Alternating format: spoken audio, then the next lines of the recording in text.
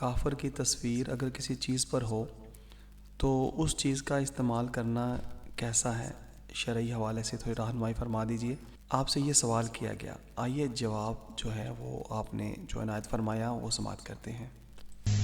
کافر دی تصویر یا کسی شے دی تصویر ہو، جیڑی شے بھی اس وقت اس معاشرے دے اندر چلدی پئی ہے اور قوم اپنی ضرورت دے تحت، شرعی ضرورت دے تحت اس کو استعمال کردی پئی ہے، اس دا عذاب پیچھے تصویر والے نہ ہونا انہاں واسطے حلال ہے۔ اج کل تے کیڑی شاید تصویر تو خالی ہے، ماچس دی ڈبی دے اوتے بھی، تیلیاں دی ڈبی دے اوتے بھی تصویر ہے، گھر وچ استعمال نہ کراؤ۔